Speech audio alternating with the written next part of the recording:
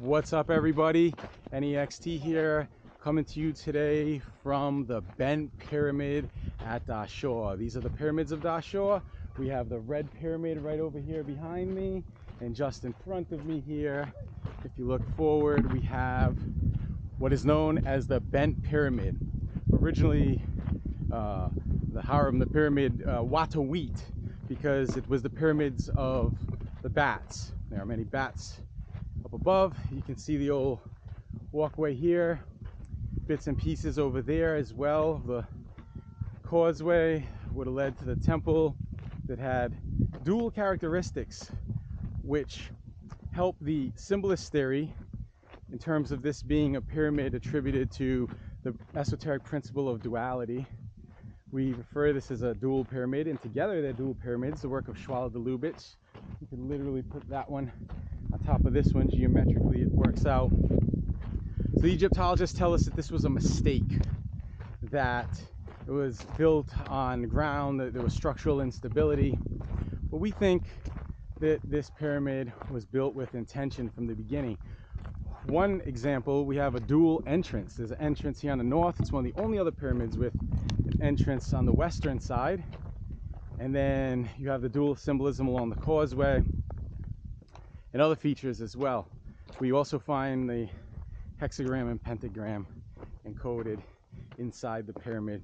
And I'll show you the reason why I think the evidence for the pyramid being a mistake is not very good evidence at all.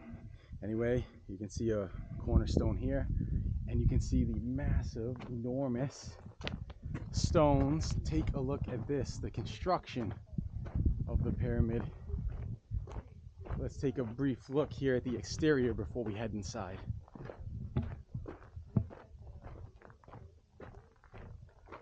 So just look at these casing stones. Absolutely amazing.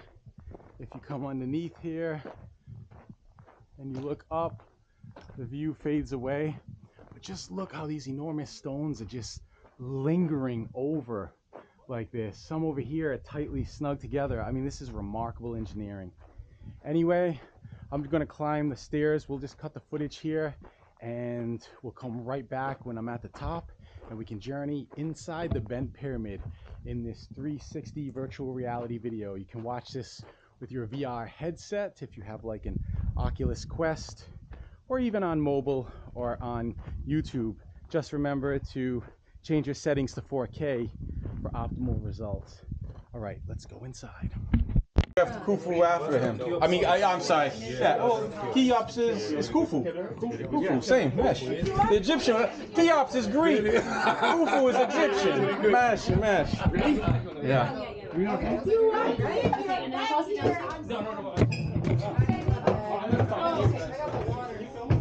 Okay, guys, we're now going inside the Bent Pyramid. We're already in here, actually. All the way down. Are we ready to climb down the pyramid? I'm ready. You ready? Okay, let's go.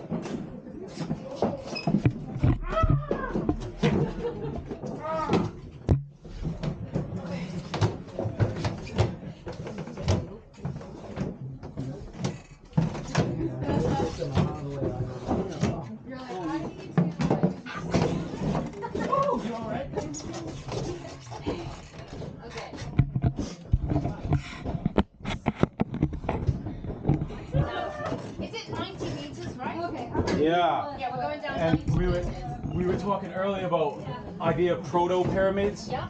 Here's evidence for that here at the Bent Pyramid. Okay. You see the distinct difference, and then this would have been like an addition.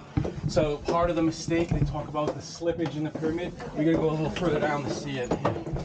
Oh.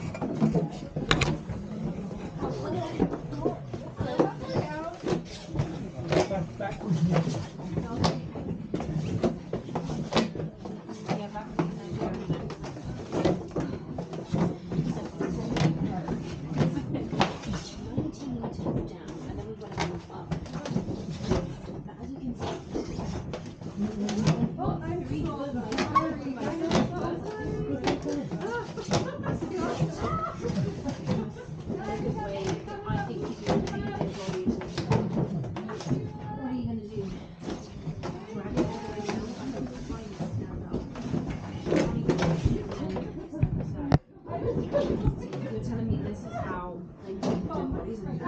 kind of wish that it didn't have the steps so I could just sit and slide.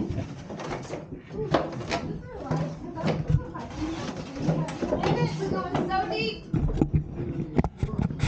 It's going to go. It looks like an infinity mirror. Follow the light. Do I follow the light? There's light at the end of the tunnel. I just don't see it yet. I'll let you know when I see the light of day. Working our way down. I'm coming down backwards as I'm told. This is much easier for me. This is the way. This gives new meaning to walking like an Egyptian.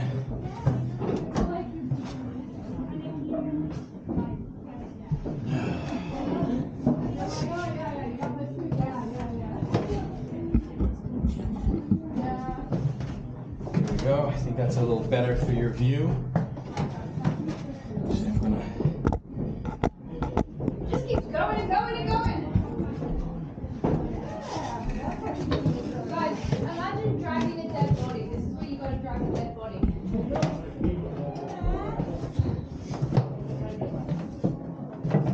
How do you get out again?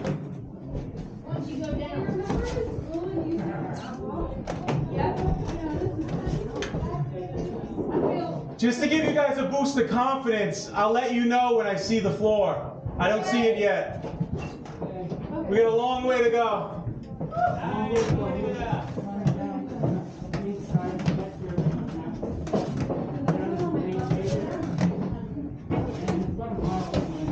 keep hitting my spine. Almost there, almost there. Mash it. Let's say that, guys. Yeah. The light in one of the last tunnels is off. Is what? The light? The light in the tunnel is Oh, okay. I'll give them a call. Yeah, some Japanese pieces, some cables, and Thank you. it's only 10 meters or so. Then it's light again. Oh, yeah, the phone I can't do it, but. Shukran, thank you. I'll let them know once I get down. So the lights out at the end, we'll need our flashlights or headlamps. Great. I got a big light.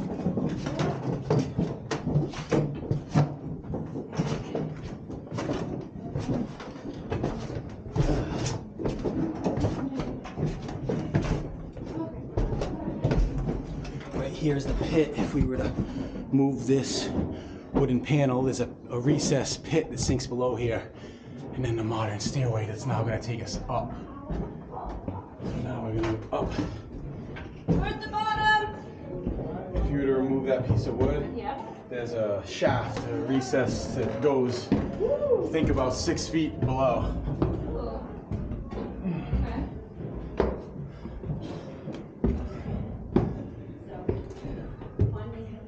Let's take a look behind the stairs here.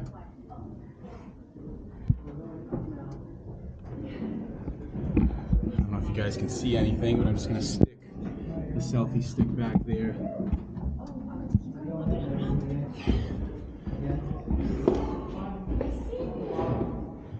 Here we are in the first antechamber. Oh my god. Now we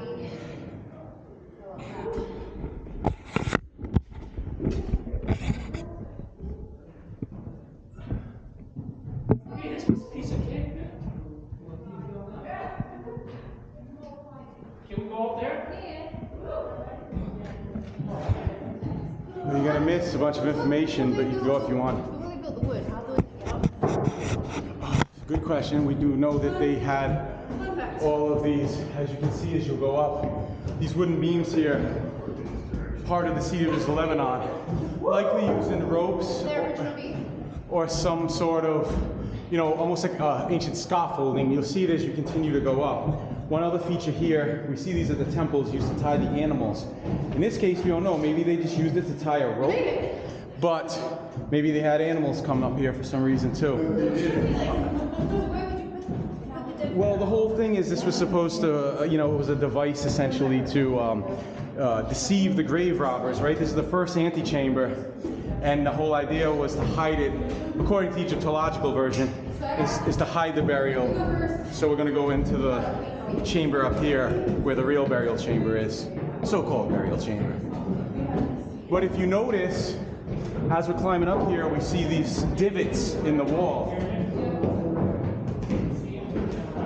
So give me an example coming up right over here at this level. Here.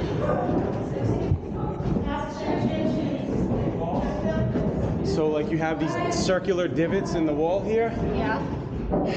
There'll be one parallel, usually on the other side. So these would have been the cedars of Lebanon, logs that would have run across. Form of ancient scaffolding. They could have also used ropes. They could have maybe even climbed by foot.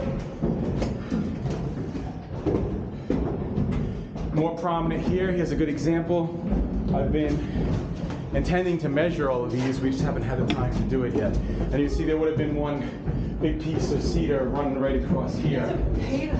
Now, this is an initiation in itself, especially for you tall people. You're gonna have to likely get down real low, maybe on your knees. You know, it's a sense of humility in a way as you go through. Yeah, it gets more skinny. But this wasn't part of the original plan. This, see the lights out. I got a light. Excellent. So, this was fashioned at a much later time by the tomb robbers that burrowed their way in. However, they gained knowledge about the access of where, you know, maybe they look down here, they can find a body, so they continue to go through here. So this is all fashioned at a much later period. It's not part of the original design. Shit.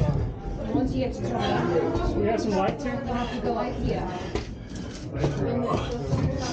Everyone, if you have your flashlight or your headlamp, like I mentioned, now is a good time because the lights are out. Flashlight. I've got a light. Don't worry. All right. You want to Wanna go up? You go in front of me? Yep. Go in front of me. Here, I'm gonna crawl over me. Look, this isn't a great example of how two people cannot fit in a tunnel. Like, look. Okay. Right. Let's keep going. Now that one's too flat. Oh, this is the end of it. Is it? No, keep going, keep going. Do you want me to go first because I have the light? No. No, you can I see got it. it. I got it. This light's at the end of the tunnel. Okay. This reminds me of the Goonies of when they have to slide down the. Yeah. What is another time? We can keep going. No, there's a light at the end. Okay, there is. Okay.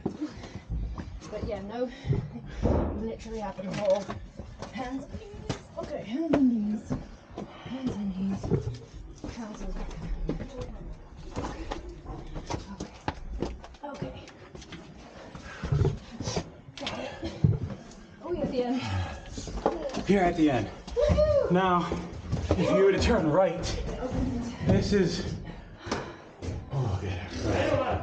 Well, this way over here. If you want, you can go on your own if you want. You'll miss the information. But Bye. we'll wait for everyone to come up, catch my breath. Entrance?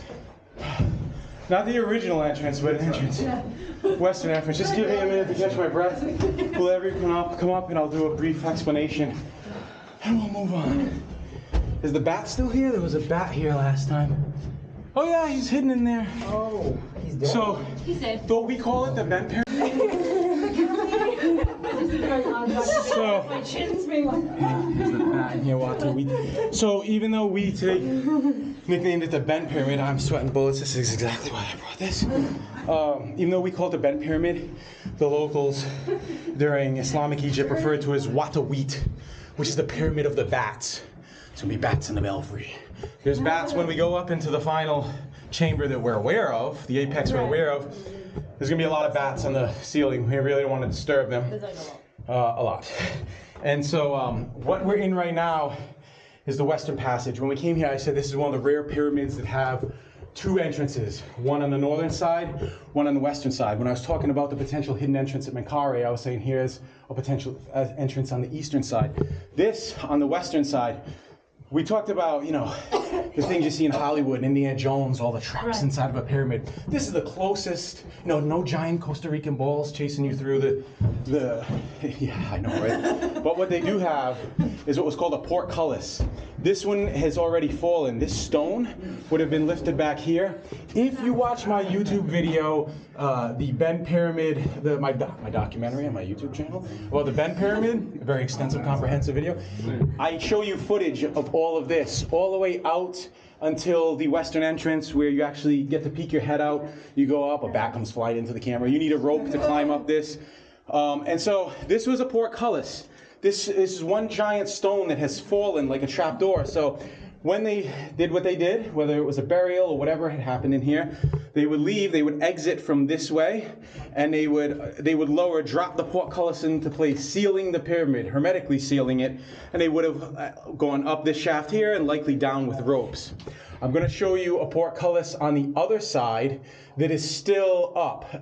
It's supported now by a wooden beam. If we were to destroy that wooden beam, the portcullis would come sliding down. So don't touch it, especially when anybody's on the other side, because we don't be trapped in here.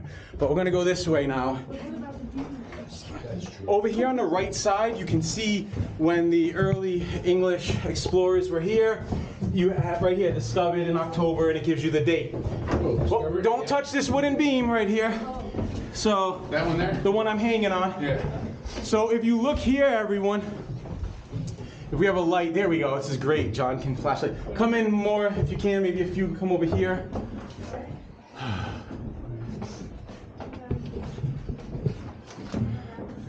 This is a portcullis still. Well, yeah, come on. I just go on the stone. This wooden beam right here says Young Tuck 2022. This beam right here is supporting this stone. This is another portcullis. If I were to remove this stone, this portcullis would come slamming down and we'd all be trapped in here and there's no way of getting out. Don't do that. Until the authorities come and they chisel their way through like they did with the other stone. The other stone was sealed. It is the Egyptologists that broke their way through that stone you see on the other side, the other portcullis. So in a sense, it is like a trap door. That said, let's continue on. I'm going to show you where there's a secret entrance, in a sense, right over here. Not a secret entrance, but an entrance into a often overlooked part of the pyramid. You don't have to come back here. I'm just going to use this to show you. Right back here is where we have evidence. Most of the pyramids were sober in a sense. They didn't have hieroglyphs. But in the Great Pyramid of Khufu, they found red ochre paint with Khufu's cartouche up above in the relieving galleries above the king's chamber. Here, inside this chamber is where we found the stone upside down with Snefru's name on it. So at first, a lot of people were wondering if maybe Howard Weiss or somebody, it was a hoax in the Great Pyramid, and because the graffiti is really shoddy. However, here, this would have been sealed. They never had access to this. Howard Weiss, John Shea Perring, they never knew about this entrance.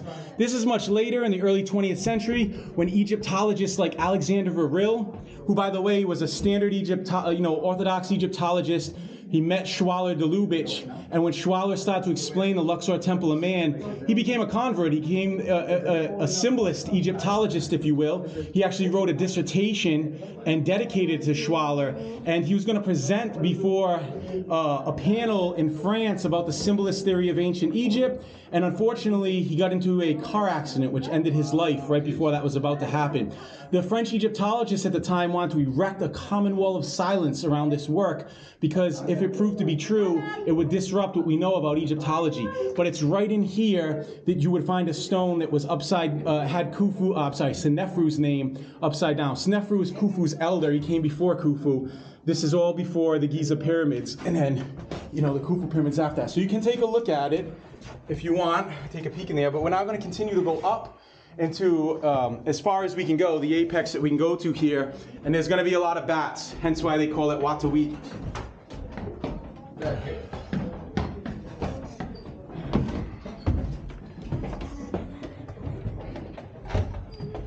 And we have red paint right here.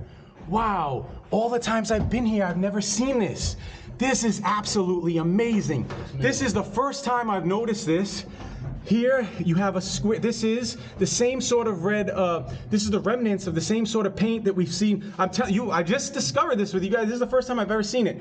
This is just like the red paint inside the King's Chamber, and then also like with the stone where Snefru's name was on, it looks to be square, maybe. All right, so it goes straight up, across, down, straight across, and then down again. So first I thought it was maybe like a rectangle, like, you know, maybe a hieroglyphic symbol for a per house, a domain or something, but clearly I don't want to touch it to preserve the archaeological integrity, but it comes up, goes across, and comes down. Amazing. What's that? Can you speak a little louder? Oh. Yeah, we've got a major discovery here. You'll see it on the red page. You'll see it on the video on my YouTube channel. Subscribe to the Anyextee YouTube channel. So you see right here, bats. Now we're at the apex, and you can, if you look up at the ceiling, you can see the cedars of Lebanon, ancient wood still in place. You know, thousands of years going back, almost over 4,000 years old. There are the bats up above. This is again why they call it what the wheat. And then if we look down below, you can see here. I'll move over here in the corner so you guys can squeeze right here, maybe come around me. So now there's some bats on the wall here. A few anomalies, a few features to point out. First, and I'll use the camera. You can see all of this along here, which was originally a floor, which also extends over here as well, that was destroyed. The next level, just below, it appears to be, you know, what was once a floor and then supported by 3 vertical beams. Again, cedars of Lebanon. The cedars of Lebanon and the color white are both symbols of purity. Again, you can refer to the YouTube video for why it's a symbol of purity. And then there's 3 more vertical cedars of Lebanon logs beneath it. And then there's, I'm sorry, horizontal. I said vertical. Horizontal. And then you have 3 vertical right into the stonework. Then on this side, on each side, we can see more. You can see right here where I'm about to lower the 360 camera. This piece of wood is destroyed, that piece of wood is destroyed. It would have gone all the way across to those pieces there. And then down below this chamber, in here is where they found more, this is where they found the stones. Through the cavity is where they found, in here they found more evidence of the writing, and the bats are flying around the 360 camera. And yeah, so you can see the second layer here, second level. And what's unusual, or really rather remarkable, a feat of engineering, look how the wood is sandwiched against, you know, the vertical log is sandwiched against the horizontal it's is like tension, the tension. Exactly. Yep, absolutely amazing. And the pyramid is white, again, symbol of purity. In a sense, it could also maybe be feminine, as opposed to the red pyramid on the exterior, which it gets its name from the hue of the stone, which I don't even think is red. It looks more orange to me. But they call it the red pyramid. But yeah, this is as far as we can go. And guess what? We're not even at the peak of the pyramid. Wow. We're only just a little more than halfway up. Remember, you climb this little flight of stairs. When we go outside the pyramid and we go around to the western side, I'm going to point up and show you the western entrance where that portcullis, where it's locked that we can't go. I'll show you the western entrance so you can get a sense of where we were in the pyramid. We've climbed this flight of stairs. We're just a little bit above that. And when you get outside, you'll see how much more there is to go. So there may be more to this pyramid that we don't know yet. This is the pyramid they need to bring the, Scan Pyramids project and do the work on. There's even many Egyptologists that believe there's more to this pyramid we haven't discovered yet. If when you were coming up, you might have noticed a subtle breeze coming through right before we hit that, where it bifurcates into 2 different sections. There's a breeze that comes through, which would suggest, this was documented long ago, would suggest there may be something more, a passage that's connected, it's going somewhere. So I think there's more to this pyramid. I wouldn't be surprised if in the next 5 to 10 years we discover more. Just remember, you heard it here first. Anyway, no, and I'm not alone. It's not my theory. There's others, obviously, that think the same. So. On the chambers that have been explored so far, anything found that was significant that somewhere? We found the painting here of Khufu's cartouche. So when I go back down, those that were in the back, maybe I can re-explain it and show you on the way back down. That's what it is. That's pretty much it. And then, well, what I found is some of the paint, some of the same, that red ochre paint. I've been coming here. They just opened this up actually about 4 years ago. So there's no records of it being funerary, like any. No, and well, you know, that's the thing. We know he wasn't buried here because the Egyptologists say this pyramid was a mistake. Because I might have missed it outside. I was talking about the change in the angles, and they said that it was built on, you know, structural instability, built on a weak surface. And then they were experimenting. It was proto pyramids, and then they had to change the angle. Part of that, there's Italian architects, archaeologists, Rinaldi and Maragiulio. And they document slippage, right? So the path slips, there's a stone. We can see some of that in the front, but they say that happened here in the western entrance. But as I show and point out in my YouTube documentary on the bent pyramid, it's not there. Right where they have a diagram for it, if you go and you actually look at it physically, it's not there. How they conceive this, I don't know. But, you know... maybe they assume that based on how they understand the architecture and what would cause the effect, they're like, must be a slip right there. Possibly. Right there. I think that's reasonable to conjecture. I mean, I can't speak in their stead. I don't know exactly what was going on in their mind when they did that. What I can say, though, is that we don't think that's the case. When I say we, representing the school of Symbolist Egyptology, we think this was intentionally built this way with a dual purpose in mind. There was symbolism on the causeway that's outside that was dual. You have two entrances, which is dual. There's two supposed burial chambers, which is dual. And we're not alone. There was a famous Egyptologist, Alexander Verril, who, again, he became a convert to the symbolist interpretation of ancient Egypt. And he was of the opinion that, yes, this is all about the principle of duality, this pyramid. It was intentional from the start. And it's also why we have the other corresponding pyramid. And as Schwaller de Lubitz worked out, you could take that pyramid and put it on top of this one. It fits perfectly geometrically. It was all meant to work together. And it's older. So it's older than Giza, and this one so predates the red pyramid. So it would probably be from a time where people focused more on this rather than just purposing it for burials of everybody. Well, according to the Egyptological, timeline, it was all done within Sneferu's reign, all within a matter of 20 years, give or take. Maybe they're all 40 years or something. But the reality of it is, I mean, this is an enormous effort. It's really unimaginable. It's very difficult to conceive it being done in that time frame. I'm not saying it's not outside the realm of possibility. If you have enough of men, correct engineering, I'm sure maybe you could construct these things sort of like that or in tandem. But this is the Egyptological story. The other one, there was structural instability there, here, then they moved to the red pyramid, they finally got it right, and then the prototype continues to Giza, with the Giza pyramids and so forth. That said, let's all now take a moment I'm going to give you another one. I'm going to stop the camera here. And I hope you enjoyed the video. If you liked the video, give it a like. If you haven't already done so, subscribe to the YouTube channel. And make sure you watch the next two videos that pop up on screen, because these are the videos that YouTube thinks you should be watching next.